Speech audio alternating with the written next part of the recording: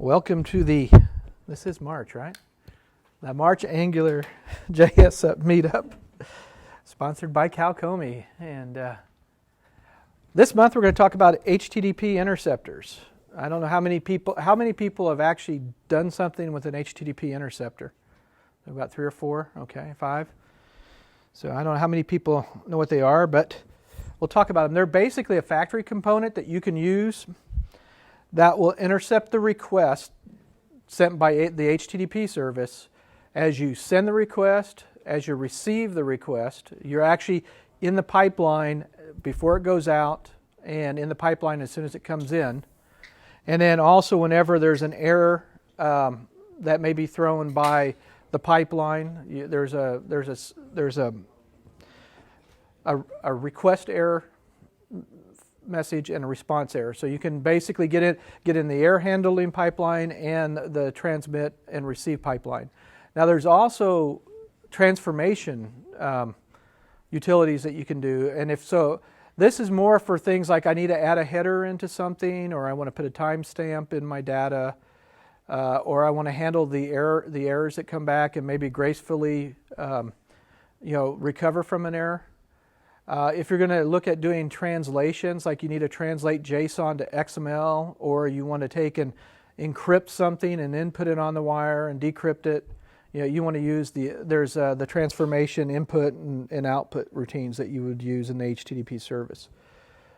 And you can also do stuff synchronous or asynchronously in these areas, because you can give back a promise, and then as you resolve your promise. So like if you needed to go out and do like an authentication to someplace else, and then once you got it back, give it to the pipeline to use, you can actually do that. So here's the de facto definition, and there's 4 methods that you can override, and they're all optional. You need at least, I would say if you're going to use an interceptor, you need to at least override 1.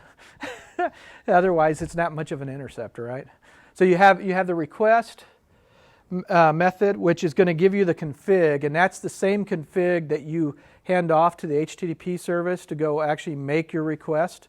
So in there you have the URL, you have the data, you have the request parameters, you have access to headers and all sorts of different things. Then you've got the request error, and that's going to actually, if for some reason down the pipeline something else throws an exception or something, it's going to invoke that request error method, and then you can handle that. And then you could turn around and do something else to gracefully recover from it, because you can also use the request error for when you get a redirect to authenticate against a site. And then we have the response method, which is going to be given to you as it's coming back up the pipeline. And you actually get the response data object. You can have access to the config object as well. And then you have the response error. And that's basically if somebody throws a 500 error or a 400 error or something like that they're getting back from the server, it's going to invoke that method. And I'm going to show examples of using the request method and the response method and the response error method tonight. So you'll get an example of how to handle like errors and how to basically insert stuff into a request as it goes out, and then add stuff on the request as it comes back. And then the last thing you do is down here in the bottom, you'll see this HTTP provider interceptors.push, and you pass in the name of your interceptor service. So what it does is it sticks it in the pipeline. And it's first one in, it's like a first in, last out. So if you have multiples of these and you want them to operate in a certain way, you need to look at this statement, interceptors.push, and make sure that you have them in the order that you want them to be in the pipeline. So like if you want something to encrypt, let's just say you're gonna jumble up the message and do an MD5 hash of the message or something. And then you add something into the message afterwards, and then all of a sudden your MD5 hash is messed up.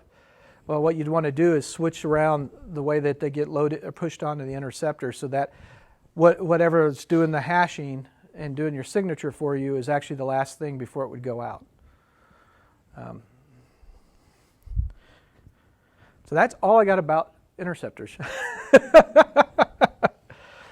We're going to get in and we're going to play demos. So let me get in here. And now I created just a very simple application. It's got an Express backend and an Angular front end. And let me go ahead and I'll kick it up here. And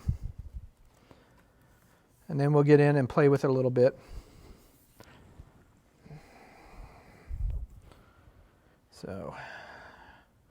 So this is just if you want to do mean development, this Angular full stack generator is actually a really good generator as far as it provides you Mongoose and MongoDB stuff on the back end. It has full Express front end routing and all that, and they've actually added stuff to it so that you can create routes dynamically. You can create I want to call them route handlers and components just from the command line. But what I've got is I've got a little database in the background. It has a list of cook-offs. And right now we're getting back an error. So let me make this bigger. See if I remember this from... Right now we're getting not authorized. I'm missing an API key. And that actually is being intercepted. If I do a... Let's see. Let me make this a little bit bigger. You'll see that my method failed with a 404 not found error down there at the bottom, because the server. If we come over here and we actually look at our server here and my API here for cook-offs, and all this is doing is pulling stuff out of a Mongo database. You know, it just does your REST API, but actually the controller is what actually goes and gets all the data, and it has this little component called validate API key, and what it's doing is that component's looking on the well, I'll actually bring it up because it's right here.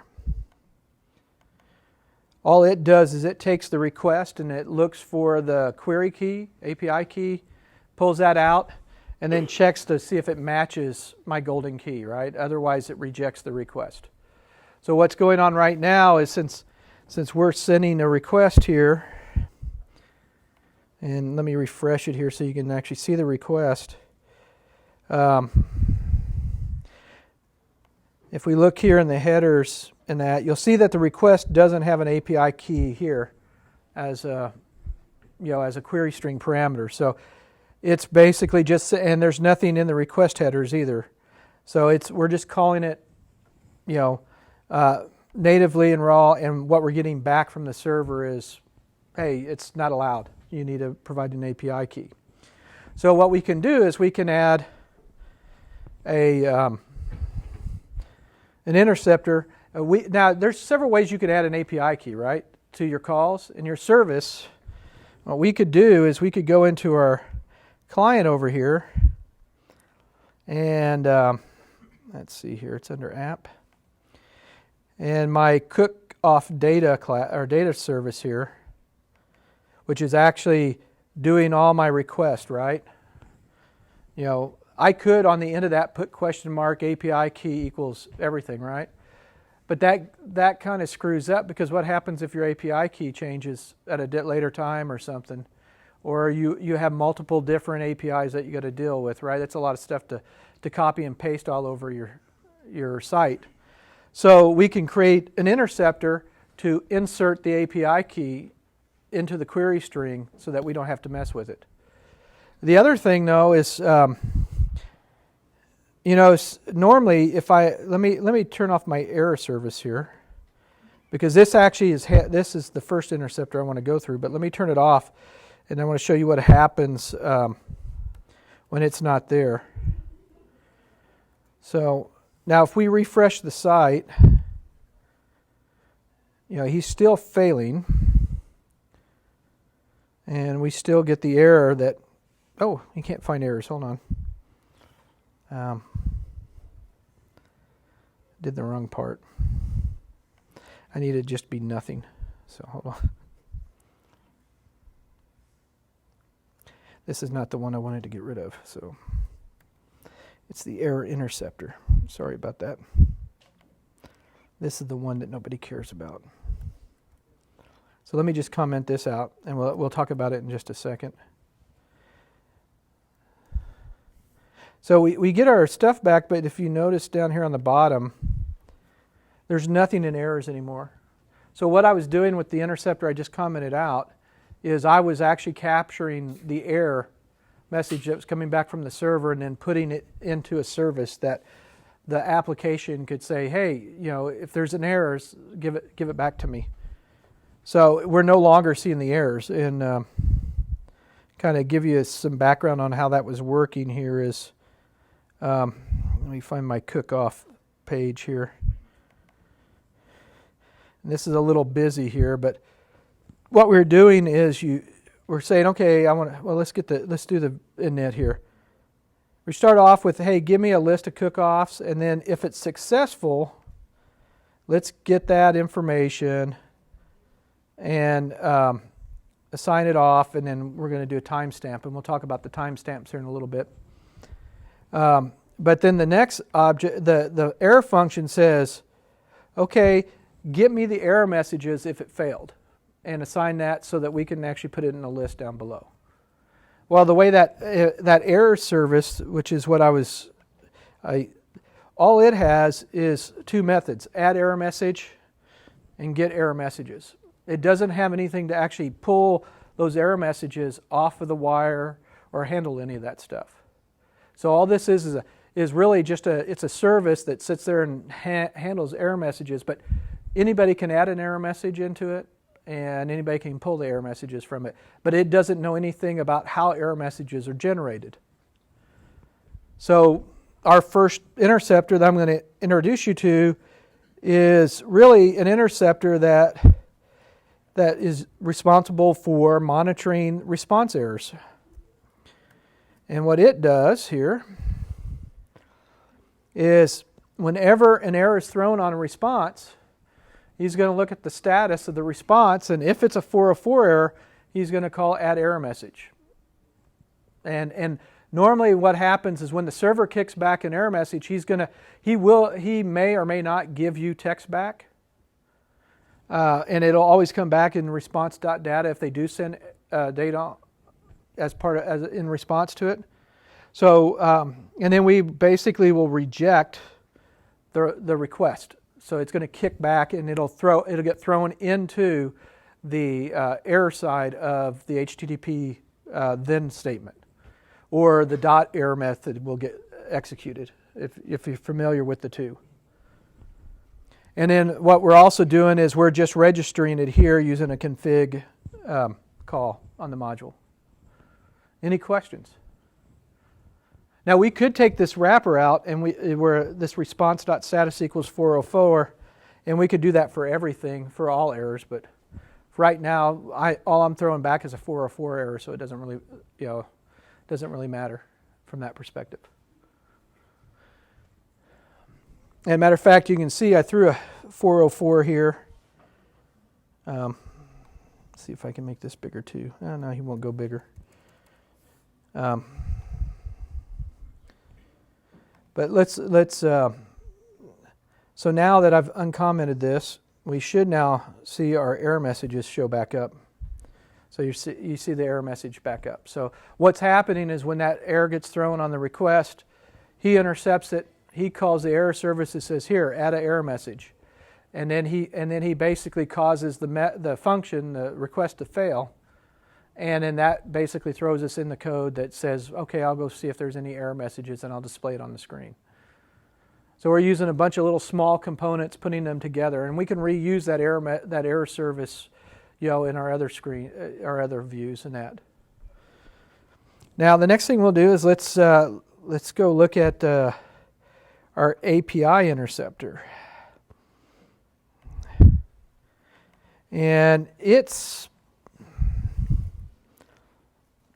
not too much different than the error interceptor, except that this time we're going to deal with the request method. So we're getting in the request pipeline, when we get the config, and the first thing we check to see, is there any request parameters in the configuration? If not, let's go ahead and create an empty object and stick it in the parameters so that we don't blow up when we assign, params API key. So then that way we can set the API key and then we paste in our magic key. And then we return back the config that we modified. And so then that gets on down to the service and then on the wire. So now what should happen, if we look over here, is when it refreshes, you'll see our error went away and we should actually get some data. Yep. So we've actually got data coming back now. And if you actually look at our request here, oh, that's not the right one. It's this one here. And I want you to look at something. See, this is HTML request and stuff, and we're going to modify this a little bit so that we don't put this on the end of HTML files. Because really we're looking at anything that's in the API space, right? It doesn't matter about the HTML. But you'll notice now our request has the API key on it. And if we look at the response, he's happy with it because we actually provided the API key that they wanted. And then if we go back over here, you can see that he actually, it's kind of hard to see on this. Let's see if I can bring it up a little bit. But it actually shows the API key down in the bottom that it received.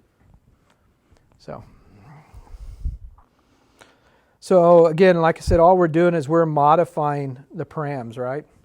So now what we can also do is we can look at, let's look at what the config object has. So let's go over here to the Book of Knowledge on AngularJS, which is the API documentation for HTTPS. And am I hooked up or am I lost?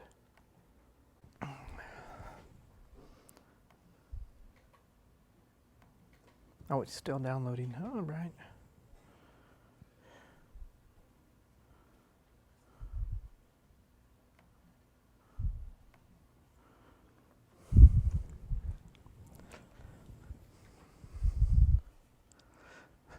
So while we're waiting, who's all going to NV Vegas or NG Vegas? I went to NGCon. Oh, you did? Yeah. And what did you think of it? Oh my gosh, that was the best.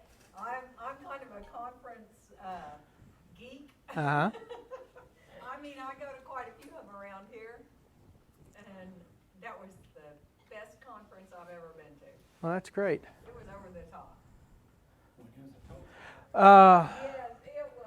Well, NG Conf was, 2 weeks ago, right? Yeah, 2 weeks ago in Salt Lake City. Yeah, and NG Vegas, I think, is, if I remember right, NG Vegas is in May, isn't it? May. Yeah, I don't know. It's coming up shortly. Man, that's really slow. Well, we'll just do some, instead of waiting for that, let's go over here to my app and let's just set a breakpoint right here. Let's refresh this and we'll look at what comes back. So if we look at the config object over here,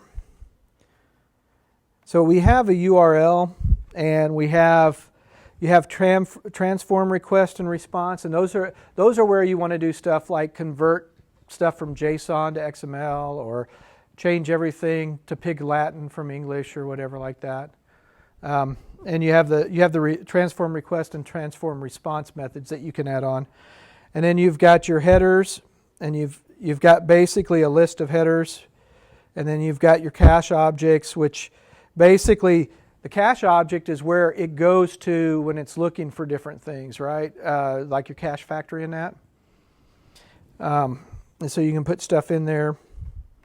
You notice there is no params in here now, right now.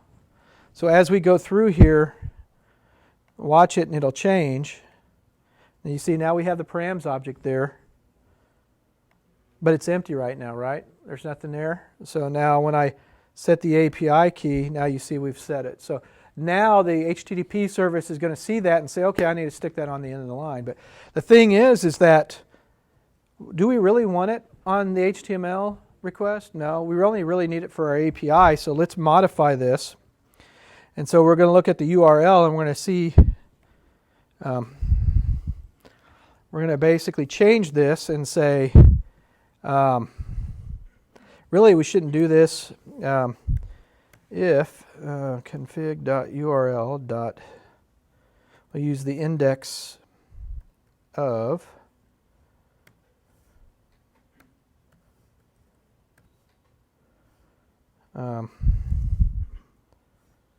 let's see. Well, actually, why don't we just look for /API/. That way we know we're on our API path, right? So, and what we want to do is we want to make sure it does not equal -1, because if it doesn't equal -1, then we know that it's somewhere in our URL. So then we'll go ahead, and now what we'll do is we'll take and we'll put this in here. So we'll only do it if the URL has /API/ in it. Now, if we wanted to, we could also change this, and if we wanted to send a different API key to a different domain, we could also make this more complex. And so we could say, okay, I want to do one for Teams, and I want to do one for cook-offs, and I want to do one for, for X or Y, and we could put a different API key on each one of those based on the path. So let's go ahead and save this now. And what we should get, so now you notice we're stopped on the, do we have API in here? No, we don't, so he's just going to return it, right? Now he's going to say, do we have API in here? Oh, you know what? I should take off the slash in front of it. Let me take care of that. So we're just looking for API/. So we got app cook-offs. And now API, so now we're going to basically add that on there. And so if we go back over here, you'll look that now cookoffs.html doesn't actually have the API key listed in it anymore. But our call to the API does. So we can manipulate it around that. So there is some information that you can mess around with in that response. Any questions? Okay, so that's two different ones. Now we're going to look at another one called a timekeeper. Okay, and actually we should have been seeing something over here in the console. Okay. It says get cookoffs took 0.024 seconds. So let me refresh this again. We'll get rid of this.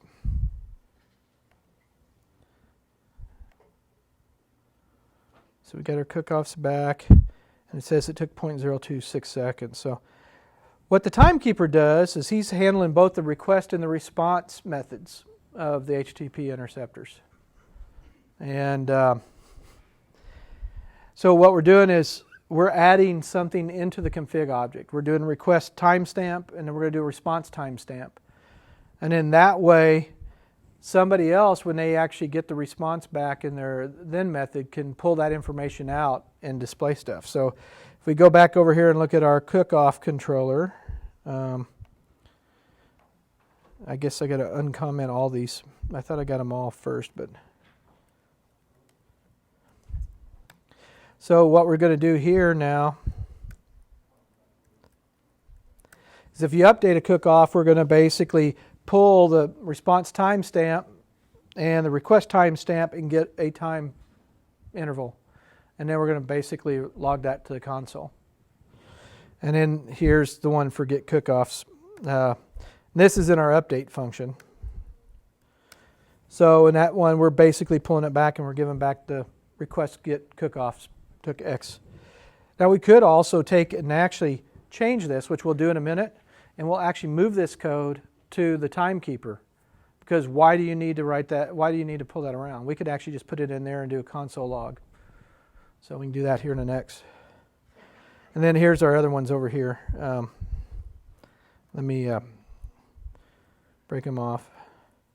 So, and again, this is some very basic request response processing. So what happens is, and we'll kind of show you here in a second, by default we have our get cookoffs, right? And this happens whenever we load the view up. And then with a list, you can actually add a new cookoff, which is going to basically switch you over to a form, and that's going to have an empty object in it. You can fill it in and then click update, or you can edit a cookoff. So what it'll do is it'll take the index of the item in the list and then pull that out of the array and allow you to edit it, and then you update it. And then it actually calls this update method. Well, if it's a new cookoff object, it's not going to have an underscore ID property on it because it hasn't been created yet in the Mongo database. So that's what we're using as our key. If we don't have an ID, we know it hasn't been inserted into the database yet. So in this case here, if it does have a dot underscore ID, then we'll call the update method on our cookoff data service. And he'll go through, he'll update it, and then once it's successful, we'll go ahead and we'll list the response or the time it took. And then what we're going to do is we're going to go back and we're going to refresh the cookoff list so that we refresh the site. Now we could get a little bit fancier in this, but this way we're hitting the thing twice in the background. Now if it doesn't have an ID, then we're calling add cookoff, which is going to insert it into the database. And on success, it's going to basically list out how long it took, and then it's going to call get cookoffs, and it's going to refresh itself. And then if either one of them errors out, it calls get error messages. And then we clear out the cookoff and we go back to our list view. So let me save this, make sure everything got saved. So let me, I'm going to bring this back to about 100% for a second so you guys can actually see. Oh, that works, 175. You guys can all still see that in the back? Okay, so like as I was saying, like here's the edit, and this gives us our little thing. I think they should actually give out $150,000 in prize money, so we're going to change that and update it. And then you'll see down here in the bottom, request update cookoff took 0.029 seconds, and then get cookoffs 0.02. And then if we actually go back here, that was the Cedar Fest, right? You see my little change took. So we'll cancel out of this. Now let's go add a new one. And the name of the cook-off, we'll call it Jim's Big Barbecue Bash.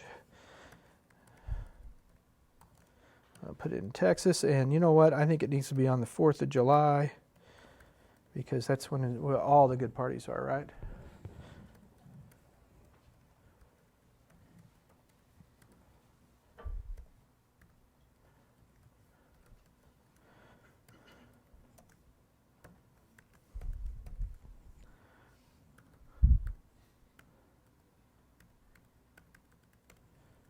That won't work. Well, it's a good one. Okay.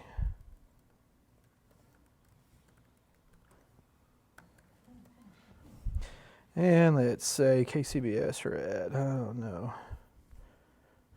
We'll say Rib Liquor Fred.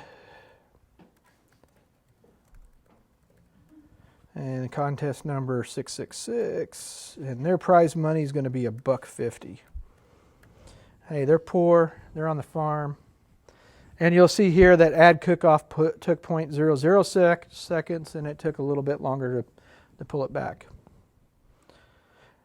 So that's one way to do that. Well, like I said earlier, we can actually change this. We can get rid of all that because why do we need all that? We can actually just go ahead and we can use the URL on the response object, right? And we can do this in our timekeeper. And then we don't have to put this all over our code, which is the best thing to do, right? Each little component does one thing and one thing only. You don't have everybody doing all sorts of stuff. So let's cut that out of there right now, and let's go back to our timekeeper service. And on our response, we can just take this, but we're going to change this from get cookoffs, we're going to use config.url, right? So we'll put this here plus response.config .url plus took. And then the reason I want to keep that in there is in case somebody else was using those timestamps, we don't interfere with them in our code, right? All we're doing is we're going to just move the logging to there. And so now what we should see over here is, you notice now it's like API.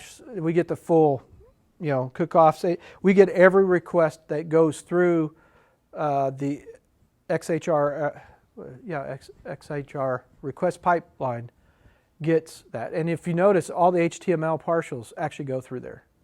It's not like a normal browser load request. It's actually an XHR request. But then we also have this guy here, right, which is from our cookoff controller. If you actually look at where they both happen, these both happen in time service, and that one happened in the cookoff controller. So let's go delete all that stuff out of the cookoff controller, or I'll comment it all out. I don't want to delete it. So, and let's Command Z to return that. But now let's hide it. And let's hide this one.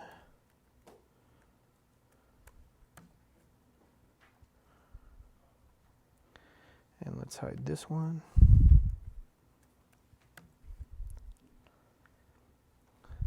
See, look at all that code we got rid of by moving those two lines into an interceptor. So that should be everything. So now we should see that when I come over here and I just click, if I just go down here and I change this back to 15,000 and we update it, you'll notice that the timekeeper service is the only thing that's now emitting those out. So, any questions? Any ideas how you could use this? All right, now there's another one in here that actually comes with the Angular full stack, which is actually pretty nice, and it's much more in depth than these here. So we go under, I think it's under components, and there's this auth service here, and let's see, is this it? No, this is not it. That's the authorization service. That's not the one I'm looking for. Let's see.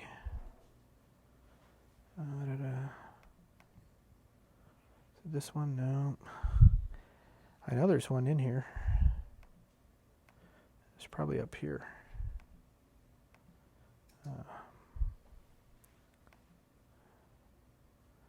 No, it can't be those. Where is it?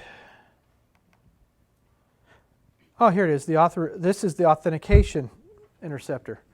So now, by default, you can, when you run the Angular full stack project and create it, you can say, it'll ask you if you want to create an authorization, an OAuth generator. And what they do is they use this interceptor to go through and say, okay, I need to basically check and see if there's a token, and if not, I'll have to redirect the person to the login page and log in. Based on what's going on. So if you notice here is that the request is always going to look to see if there's a token in the cookie store, and then he's going to basically add that on to the authorization header, or change the authorization header to be bearer space and then whatever that cookie is, that token cookie is. But what it does is, before that happens, is whenever a response kicks back and it's 401, which means you're not authorized, it's forbidden, or you need to log in, I think it is, it actually redirects you to the login page automatically. So you can basically, whenever the site kicks back a 401, it'll automatically redirect you to the login page. And then he'll basically remove the old cookie, and then once you've posted back your login, it'll get the new cookie, and then it'll go back up to the request function and stick it in there. So we can kind of watch how that happens. So let's go back over here to our sources and let's go down here to app.js and find our, so that's the request and there's the response. So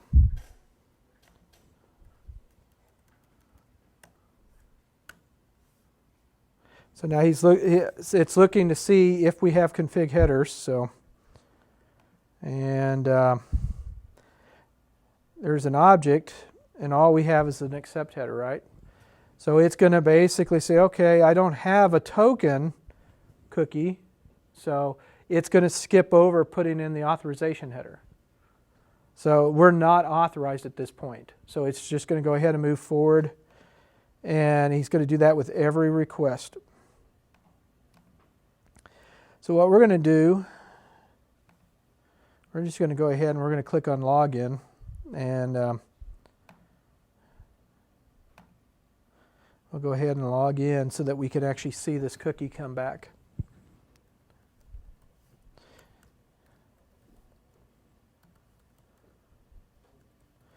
And why not be the admin? So now let's see. Now he's hoping he's got an authorization header here. So now you notice we've got a cookie here now after we did the login. So now it's going to basically add that authorization header to every request.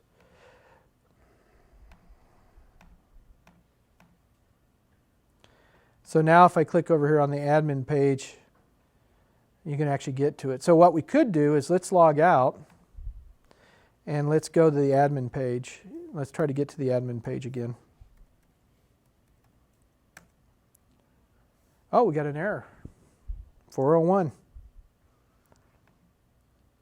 Oh, they kicked it back. I should have stepped into it.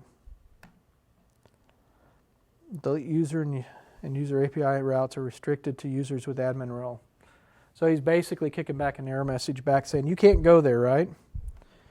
And if we look here, I should have stepped into it to see what's going on.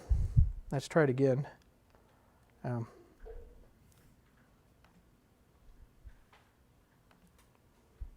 Okay. Well, that's interesting. It says the status is undefined. Ooh. So our response is actually unauthorized. No authorization header was found. So he's just kicking it back. And I'm sure it's probably...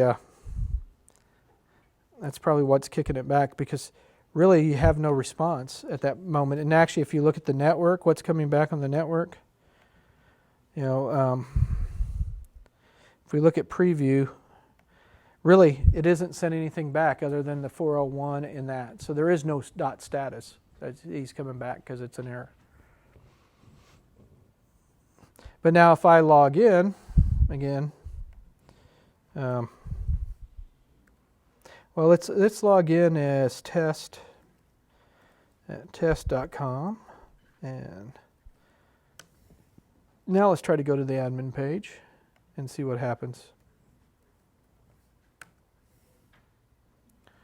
We got a forbidden response now. So he's failing that back, so we're getting the same thing. We can change our password. Yeah, and this is just straight out of the bottle here, so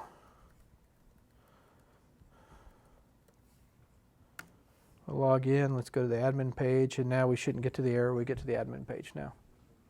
So that's a little way you can handle, authorization redirects and things of that nature to do all your authorization. And again, what it's doing is it's letting the web server tell you you don't have access to this, and based on that error message that's coming back, it's supposed to redirect you to the login page. And that way you don't have to code that all over your views. When you get redirected to some place, what it should do is say, oh, you're not allowed here, so I'm going to redirect you to log in from that perspective. Yes? How long it's going to take for now? Because if it's immediately, I understand, but if it's going to external service for all that authentication, whatever, it can stack for what is the time hours? Well, I mean, most people's browser timeouts are about 60 seconds, I think. But since it's actually, now here's the nice thing about this being a JavaScript call that it may be actually doing to do the LDAP authentication in that, it can go on and on and on, because we've had some things that go several minutes when we have like really big orders that are going back and recalculating. And as long as you're still feeding something back to it or whatever, he's okay. Yeah, but you can change in the config, and I think you can set other parts in HTTP request to set your timeout so that you're going to time out after a certain time too. So you can actually change that as part of your request timeout in that. But by default, I've had stuff just sit there and spin and spin and spin and wait for the back end server to come back, especially when I'm working over VPN and I've got a slow link or something. But you'd lose customers before that, right? If you had somebody sitting there waiting to be authenticated and it's spinning and spinning, you're going to say to hell with that, and you're going to close down the browser and go someplace else. But I would hope if you're authenticating stuff on that, you're really close, even if your LDAP server is really close to you, at least within your data center. If you had to go to a third-party data center, it might be a pain. And that's actually where you can. I wanted to bring up this other example. I've got a couple of, and I've. Let's see here.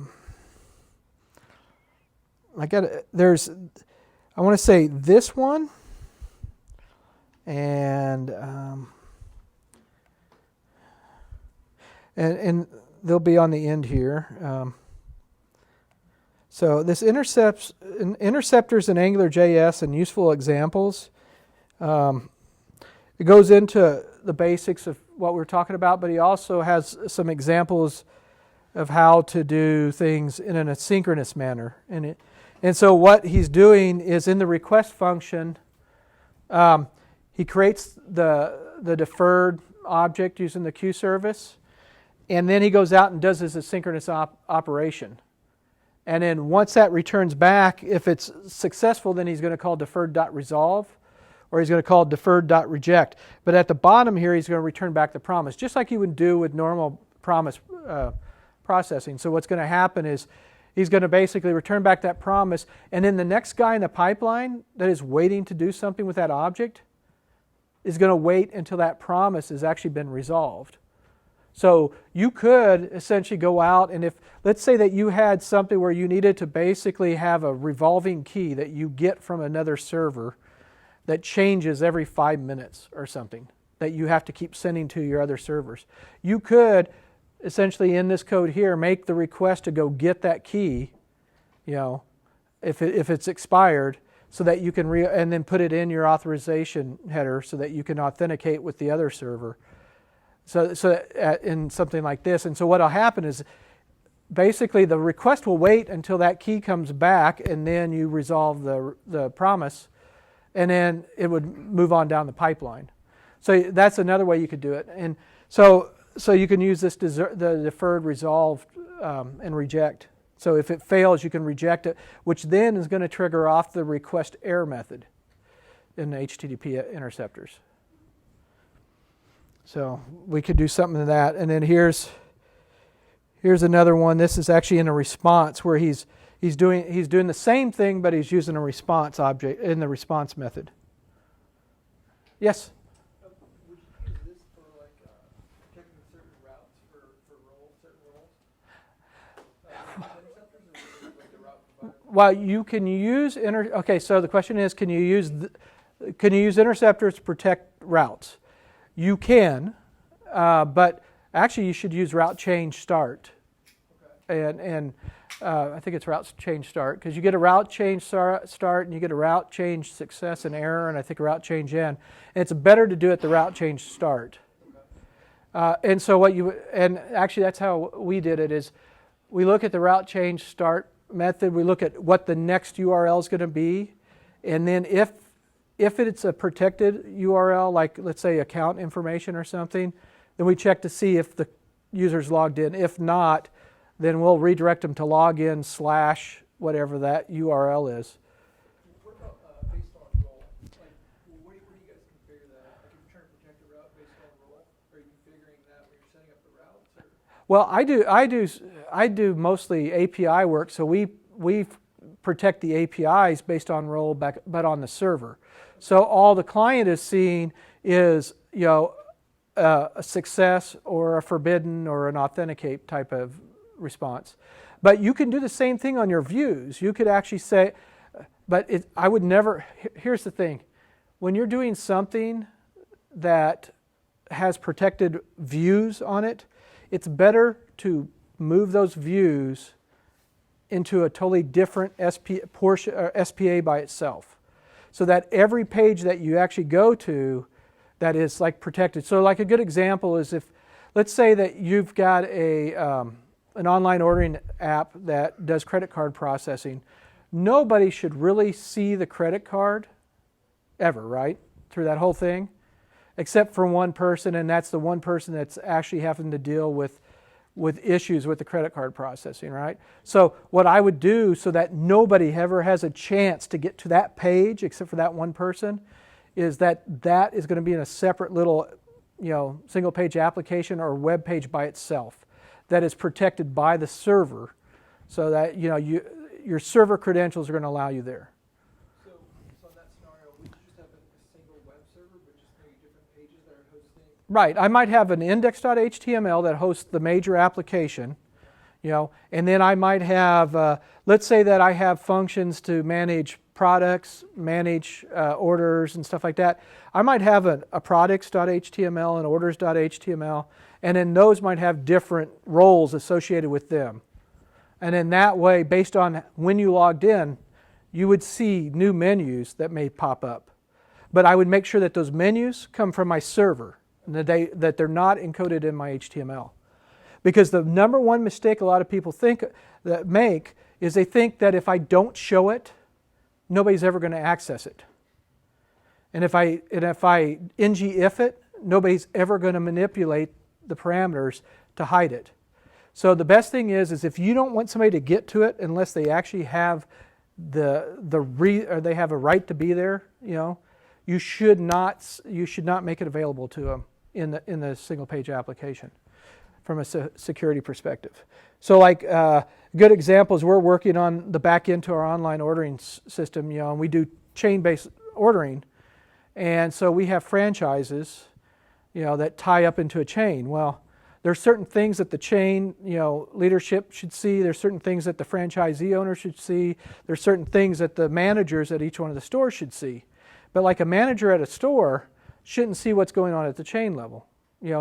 He should only be worried about what he sees. And so what we do is you come back and you get a menu based upon your role in the organization. And so you may have, at a store level, you may have 5 things that come back in the menu. You may be able to look at your sales, you may be able to change your store hours, you may be able to change your store pricing, and that's it. And then at the franchise level, you may have 6 items, and one of those is all my stores for my franchise. And at the chain level, it may be all stores, and they may have 7 or 8 items. So that's the type of thing you need to think about when you're putting an app together, because a lot of people will say, I can put all this stuff in one big JavaScript file and have a bunch of stuff, but it's better to think about, your SPAs, and sometimes it doesn't hurt to go to a different HTML file if you're doing different things. And so you just keep the session, I guess. Yeah, well, once you authenticate with the server, right, you're not leaving the server. Sure. So so a good example is with ASP.NET. If you log in through their membership provider, they create a cookie, their forms auth cookie, and you can set it for an expiration. It could be 20 minutes, it could be 2 weeks, it could be a year or so, depending on what your policy is. As long and what that actually has in it is really nothing more than your user ID for the application. So when it comes up and it gives you back the identity, which is the username, and then you could go look up the user, and then what his roles and responsibilities and that are. So that's residing as a cookie on the client machine. So then you don't have to go back and re-authenticate as long as that's still valid. And browsers are really good at getting rid of cookies when they expire. And they're really good at not sending cookies if you mark them as HTTPS and you try to go to them over HTTP. Because we have a couple of those where we have session IDs, and they're always marked HTTPS only, but then we're working locally on our local machine, and all of a sudden things don't work because our session, it issues the session ID over and over and over, but since we're not sending to, we're doing HTTP localhost, it looks at us like, well, did you really think I was going to send that back? So, any other questions? But this, like I said, this is a really good site, and this is another good one here, in a little bit more detail. And let's see. That was it for that guy. These are the references. I'll post a link to this up in the discussion board, along with the source code, the link to the GitHub for the source code. And then once I get this moved up to YouTube, it'll be there as well. And this will be basically at my GitHub. Just look for HTTP Interceptor example. And that's pretty much it. Anything else? Any questions, guys?